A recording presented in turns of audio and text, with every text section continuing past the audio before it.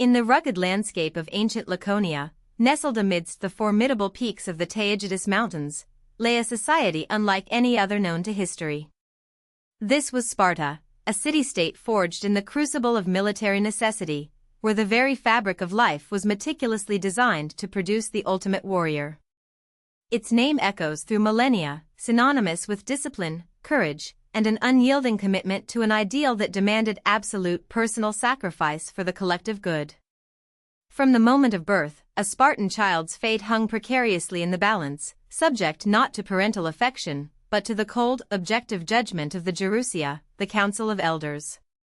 This assembly would inspect the newborn, scrutinizing its physical form for any perceived weakness or deformity. A child deemed robust and promising would be permitted to live, a potential future asset to the state, while those judged infirm or imperfect faced a chilling alternative.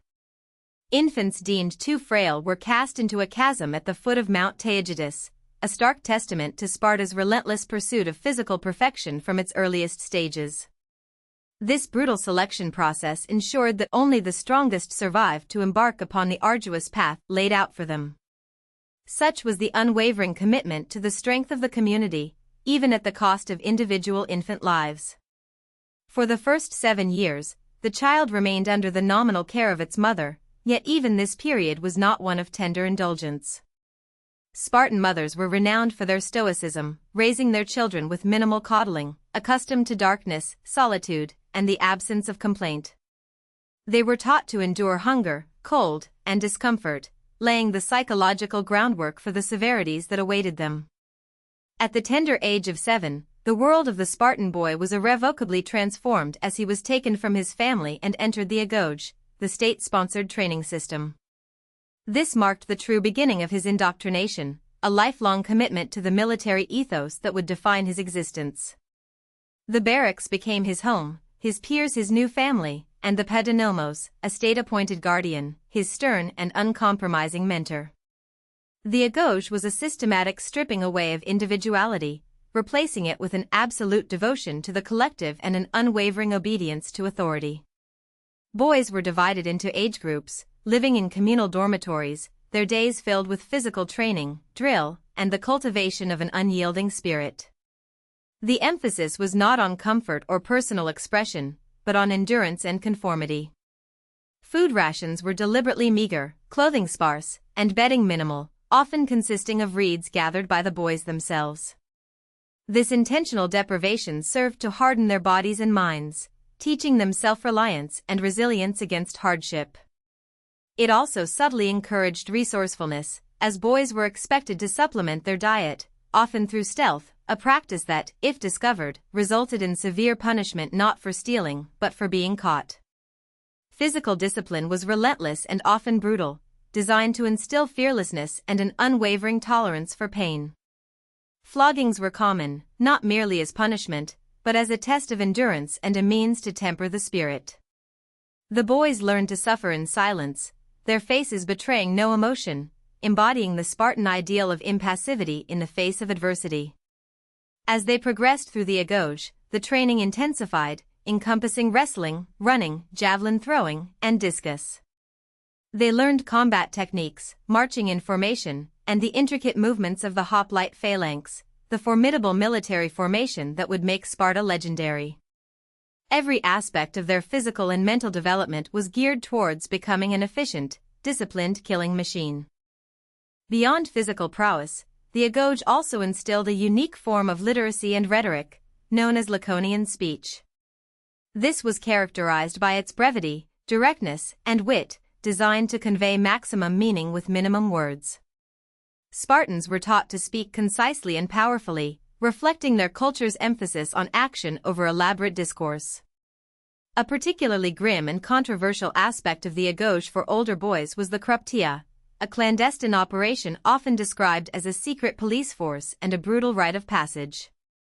Selected youths were sent out into the countryside armed only with a dagger, instructed to survive by their wits and to prey upon the helots, the enslaved population that formed the backbone of Spartan agriculture.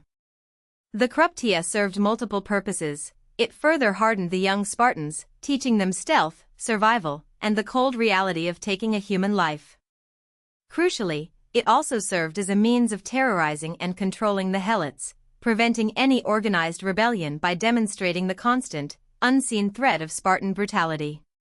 This dark institution underscored the perpetual tension within Spartan society. Upon reaching the age of 20, a Spartan man formally completed the agoge and became a full citizen, a homoios, or peer. Yet, even then, his life remained largely communal, spent in the barracks and mess halls, continuing his training and military service. Marriage was permitted, but he was expected to visit his wife in secret, his primary loyalty always to his fellow warriors and the state. The life of a Spartan warrior was one of constant readiness, a perpetual state of vigilance against external threats and internal unrest from the Helots. Their entire existence was dedicated to maintaining Sparta's military supremacy, a system so specialized that it left little room for other pursuits, such as philosophy, art, or trade, which flourished in other Greek city-states. While the focus of the agoge was on boys, Spartan girls, too, experienced a unique upbringing, albeit not in barracks. They received physical training, participating in running, wrestling, and discus, fostering strength and athleticism. This was not for combat, but to produce strong, healthy mothers capable of bearing robust Spartan warriors and to manage the family estates while their husbands were on campaign. Spartan women enjoyed a degree of freedom and influence unparalleled by their counterparts in other Greek cities. They could own property, manage households, and were known for their sharp wit and assertive nature. Their role was crucial in perpetuating the Spartan way of life, raising children imbued with the same values of discipline and devotion to the state. The unwavering dedication to military excellence, however, came at a profound cost, not only to the individual Spartan but also to the broader development of their society. Their rigid adherence to tradition and their fear of change, coupled with a constant need to suppress the Helot population, ultimately limited Sparta's long-term adaptability and growth. The very system that made them formidable also made them fragile. The Spartan ideal, a society entirely devoted to the cultivation of physical and mental resilience, stands as a stark and powerful testament to the human capacity for discipline and collective action. It reminds us of the extraordinary lengths to which a society can go to achieve a singular vision, sacrificing individual liberty and conventional comforts for the sake of an idealized strength and order. Their legacy, though steeped in brutality, compels us to reflect on the complex interplay between sacrifice, power, and the enduring human quest for meaning and purpose, even within the most rigid of systems.